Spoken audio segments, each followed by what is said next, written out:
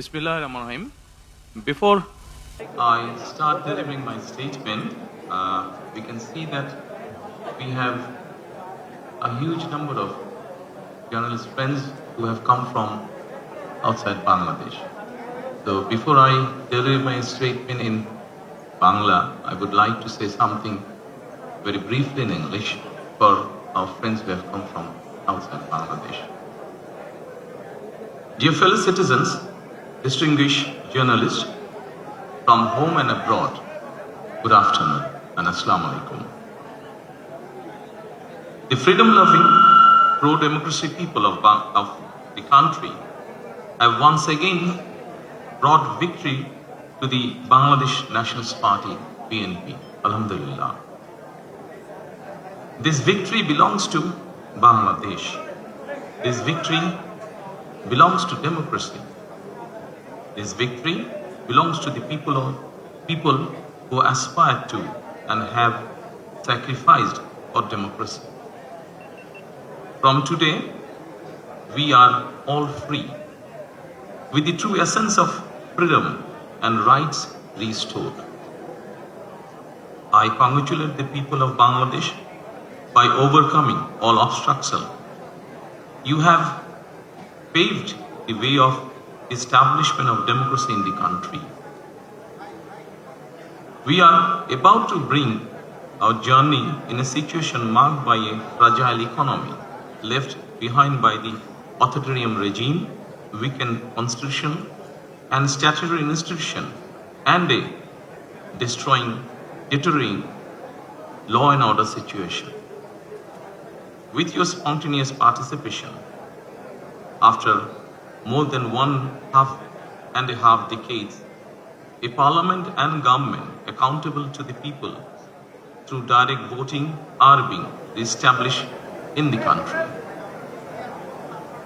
To ensure that no evil force can reestablish autocracy in the country, and to ensure that the nation is not turned into a subservient state, we must remain united and uphold the will of the people. A total of 51 political parties participated in this election, including Jamaat-e-Islami, NCP, Islami Andolan Bangladesh, Jamaat Ulema Islam, and Gano Adhikar Parishad, among others. I extend my sincere congratulations to every political party that participated in the national election, irrespective of the results. In a democratic state and political system, political parties are the true beacon of democracy. If both the government and the opposition play responsible roles from their respective positions, democracy will surely take institutional form in the country. I call upon all democratic political parties that participated in the election. Your ideas and views are important to us in the nation-building process. Our paths and opinions may differ, but in the interest of the country, we must remain united. I firmly believe that national unity is our collective strength, while division is our weakness. Dear friends, now I would like to deliver my statement in Bangla. My colleagues, they will provide you the translated copy after I finish. Thank you so much. প্রিয় বাংলাদেশী, প্রিয় দেশবাসী, আসসালামু আলাইকুম। দেশের স্বাধীনতা প্রিয় গণতন্ত্র প্রিয় জনগণ আবারও বিএনপিকে বিজয়ী করেছে। আলহামদুলিল্লাহ। এই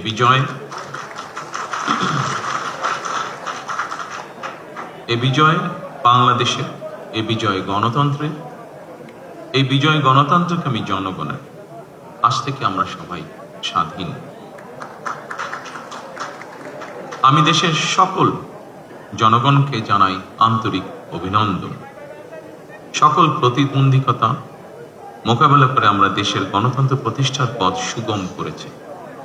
ফ্যাসিবাদের রেখে যাওয়া ভঙ্গুর অর্থনীতি, অকার্যকর করে দেওয়া সাংবিধানিক এবং বিধিবদ্ধ প্রতিষ্ঠান এবং দুর্বল আইন শৃঙ্খলা পরিস্থিতি, এমন একটি পরিস্থিতির মধ্যে দিয়ে আমরা যাত্রা শুরু করতে যাচ্ছি। আপনাদের স্বতঃস্ফূর্ত অংশগ্রহণের 1.5 দশকেরও বেশি সময় পর দেশে পুনরায় জনগণের সরাসরি ভোটে জনগণের কাছে জবাবদিহিমূলক সংসদ এবং সরকার প্রতিষ্ঠিত হতে যাচ্ছে। আর কোনো অপশক্তি যাতে দেশে ফ্যাসিবাদ কায়েম করতে না পারে, দেশকে তাবেদার রাষ্ট্রে পরিণত করতে না পারে, এজন্য আমরা সকলে ইনশাআল্লাহ ঐক্যবদ্ধ থাকবো এবং থাকতে হবে। জামাতে ইসলাম, এনসিপি, ইসলামী আন্দোলন বাংলাদেশ, জমিয়তুল ইসলাম, গণ অধিকার পরিষদ সহ 51টি রাজনৈতিক দল এই নির্বাচনে অংশগ্রহণ করেছিল। জাতীয় নির্বাচনে অংশগ্রহণকারী প্রতিটি রাজনৈতিক দলকেও আন্তরিক অভিনন্দন জানাই। গণতান্ত্রিক রাষ্ট্র এবং রাজনীতিতে রাজনৈতিক দলগুলো মূলত গণতন্ত্রের বাতিঘর। সরকার এবং বিরোধী দল যে যার অবস্থান থেকে দায়িত্বশীল ভূমিকা পালন করলে অবশ্যই দেশে গণতন্ত্র প্রাতিষ্ঠানিক রূপ পাবে বলে আমরা দৃঢ়ভাবে বিশ্বাসী। নির্বাচনে অংশগ্রহণকারী প্রতিটি গণতান্ত্রিক রাজনৈতিক দলগুলোর প্রতি আহ্বান জানাই, দেশ গঠনে আপনাদের চিন্তা ভাবনা আমাদের কাছে অত্যন্ত গুরুত্বপূর্ণ। আমাদের পথ এবং মত ভিন্ন থাকতে পারে, কিন্তু দেশের সাথে আমরা সবাই এক।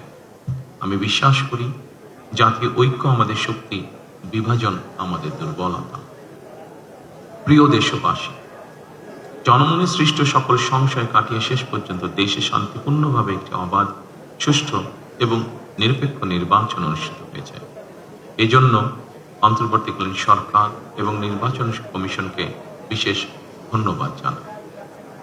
জনগণের প্রত্যাশিত এই নির্বাচন অনুষ্ঠানের জন্য গণতন্ত্রের ইতিহাসে আপনাদের অবদান স্মরণীয় হয়ে থাকবে।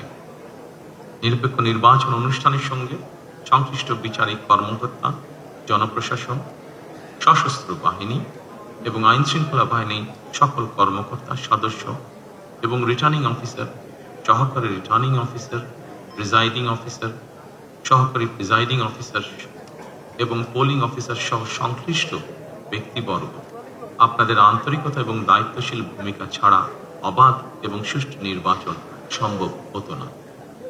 আপনাদেরকে অসংখ্য ধন্যবাদ। এই নির্বাচনে দেশি এবং বিদেশি গণমাধ্যম এবং পর্যবেক্ষকদের ভূমিকাও ছিল অত্যন্ত গুরুত্বপূর্ণ। আপনাদের প্রতিও রইল অকৃত্রিম শুভেচ্ছা। ৭১-এর স্বাধীনতা অর্জনের যুদ্ধ থেকে ২০২৪ সালে দেশ এবং জনগণের স্বাধীনতা রক্ষার যুদ্ধ, এই দীর্ঘ সময় দেশ গণতন্ত্র প্রতিষ্ঠার আন্দোলনে যারা শহীদ হয়েছেন, হতাহত হয়েছেন, যাদের রক্ত মাড়িয়ে কষ্টের সিঁড়ি বেয়ে আজকের এই গণতান্ত্রিক বাংলাদেশ, সেই সকল বীর শহীদদের প্রতি জানাই গভীর শ্রদ্ধা। মহান আল্লাহ দরবারে তাদের মাগফিরাত কামনা করছি। যারা মানুষের গণ অধিকার প্রতিষ্ঠার সংগ্রামে প্রাণ দিয়েছেন, হতাহত হয়েছেন, দেশের গণতান্ত্রিকামী জনগণ আপনাদের ভূমিকাকে গভীর শ্রদ্ধার সঙ্গে স্মরণ করবে ইনশাআল্লাহ। প্রিয় দেশবাসী, জনগণের রায় পেলে বিএনপি রাষ্ট্র মেরামতের রূপরেখা উপস্থাপন করেছিল। অন্যান্য গণতান্ত্রিক দল এবং সারা দেশের জনগণের সঙ্গে মত বিনিময়ের মাধ্যমে ৩১ দফা প্রণয়ন করেছিল। ৩১ দফার আলোকে ঘোষণা করা হয়েছে দলীয় ইশতেহার। একই সঙ্গে কয়েকটি বিষয়ে নোট অফ ডিসেন্ট দিয়ে বিএনপি জুলাই সনদেও স্বাক্ষর করেছে। আমরা জনগণের কাছে প্রতিশ্রুতিবদ্ধ, প্রত্যাশিত প্রতিটি অঙ্গীকার পর্যায়ক্রমিকভাবে বাস্তবায়ন করব ইনশাআল্লাহ। সারা দেশে বাংলাদেশ জাতীয়তাবাদী দল বিএনপির সর্বস্তরের নেতা কর্মী সমর্থক ছাড়াও দেশের গণতান্ত্রিকামী জনগণের সামনে আজকের এই সময়টি অত্যন্ত গুরুত্বপূর্ণ এবং আনন্দের। এমন এক আনন্দঘন পরিবেশে আপসীন দেশনেত্রী বেগম খালেদা জিয়ার অনুপস্থিতি আমাদেরকে করেছে ভারাক্রান্ত। রাষ্ট্র ও রাজনীতিতে জনগণের অধিকার প্রতিষ্ঠার এমন একটি গণতান্ত্রিক সময়ের প্রত্যাশায় তিনি ফ্যাসিবাদের বিরুদ্ধে আপোষহীন লড়াই করেছিলেন। স্বৈরাচার কিংবা ফ্যাসিবাদের সঙ্গে কখনো আপোষ করেননি। দেশ এবং জনগণের স্বার্থের প্রশ্নে বরাবরই তিনি ছিলেন অটল, অবিচল। আমরা আল্লাহর দরবারে মরহুমা খালেদা জিয়ার মাগফিরাত কামনা করছি। প্রিয় দেশবাসী, স্বাধীনতার ঘোষকের প্রতিষ্ঠিত বাংলাদেশ জাতীয়তাবাদী দল বিএনপিকে দেশের জনগণ আবারও রাষ্ট্র পরিচালনার ম্যান্ডেট দিয়েছেন। জনগণ বিএনপির প্রতি যে বিশ্বাস এবং ভালোবাসা দেখিয়েছেন, এবার জনগণের জীবন মান উন্নয়নের জন্য নিরলস কাজের মাধ্যমে জনগণের এই বিশ্বাস এবং ভালোবাসার প্রতিদান দিতে আমাদেরকে ঐক্যবদ্ধভাবে কাজ করতে হবে। এবার আমি সারা দেশে বিএনপির সর্বস্তরের নেতাকর্মী সমর্থকদের ধন্যবাদ জানিয়ে বলতে চাই, শত নির্যাতন নিপীড়নের পরও আপনারা রাজপথ ছাড়েননি। গণতন্ত্র প্রতিষ্ঠাত সংগ্রামে অটুট ছিলেন, অনড় ছিলেন। এবার দেশ গড়ার পালা আমাদের। দেশ পুনর্গঠনের এই যাত্রায় আপনি, আমি, আমাদের প্রত্যেককে দায়িত্বশীল ভূমিকা পালন করতে হবে অবশ্যই। আমরা গণতন্ত্র এবং মানুষের অধিকার প্রতিষ্ঠার এই বিজয়কে শান্তভাবে, শান্তির সাথে, দায়িত্বশীলতার মাধ্যমে উদযাপন করেছি। নির্বাচনোত্ত বাংলাদেশে যাতে কোথাও কোনো অপ্রীতিকর ঘটনা না ঘটে, এই জন্য শত উস্কানির মুখেও আমি সারা বাংলাদেশে বিএনপির সর্বস্তরের নেতাকর্মীদের শান্ত এবং সতর্ক থাকার আহ্বান জানাচ্ছি। কোনো অপশক্তি যাতে পরিস্থিতির সুযোগ নিয়ে কোনো অপ্রীতিকর ঘটনা ঘটানোর সুযোগ নিতে না পারে, এজন্য নির্বাচন উত্তর নিরঙ্কুশ বিজয়ের অর্জনের পরও আমি সারা দেশে বিএনপি এবং জোটভুক্ত দলের সর্বস্তরের নেতাকর্মীদের বিজয় মিছিল বের করতে নিষেধ করেছিলাম। আমরা আল্লাহর দরবারে শুকরিয়া আদায়ের মাধ্যমে বিজয় উৎসব পালন করেছি। আমার বক্তব্য স্পষ্ট, যে কোনো মূল্যে অবশ্যই শান্তি এবং শৃঙ্খলা বজায় রাখতে হবে। কোন রকমের অন্যায় কিংবা বিয়ানি কর্মকাণ্ড আমরা বরদাস্ত করব না। দলমত, ধর্ম, বর্ণ কিংবা ভিন্নমত যাই থাকুক, কোনো অজুহাতে অবশ্যই দুর্বলের উপরে সবলের আক্রমণ আমরা মেনে নেব না। ন্যায়পরায়ণতা হবে আদর্শ। আইনের শাসন প্রতিষ্ঠা করা না গেলে আমাদের সকল চেষ্টা ব্যর্থ হয়ে যেতে পারে। আইনের শাসন প্রতিষ্ঠায় সরকারি দল কিংবা বিরোধী দল, অন্য মত কিংবা ভিন্ন মত, প্রতিটি বাংলাদেশী নাগরিকের জন্যই আইন সমান। আইনের প্রয়োগ হবে বিধিবদ্ধ নিয়মে। নির্বাচনে একে অপরের বিরুদ্ধে কিংবা এক দল আরেক দলের বিরুদ্ধে প্রতিদ্বন্দ্বিতা করতে গিয়ে নির্বাচনের মাঠে হয়তো কোথাও কোথাও নিজেদের মধ্যে ভুল বোঝাবুঝির সৃষ্টি হয়ে থাকতে পারে। তবে এই ধরনের বিরোধ যেন প্রতিশোধ, প্রতিহিংসায় রূপ না নেয়, সে ব্যাপারে সবাইকে সতর্ক থাকার জন্য আমি আন্তরিকভাবে আহ্বান জানাচ্ছি। দেশে গণতান্ত্রিক জনগণের প্রতি আমার আহ্বান, আসুন যেভাবে আমরা গণতন্ত্র প্রতিষ্ঠার লড়াইয়ে ভূমিকা রেখেছিলাম, একইভাবে এবার দুর্নীতি এবং আইন শৃঙ্খলা নিয়ন্ত্রণ এবং জনগণের প্রতি জবাবদিহিতার মাধ্যমে আমরা বাংলাদেশকে একটি নিরাপদ, মানবিক বাংলাদেশ হিসেবে প্রতিষ্ঠার জন্য যে যার অবস্থান থেকে আমরা ভূমিকা রাখি।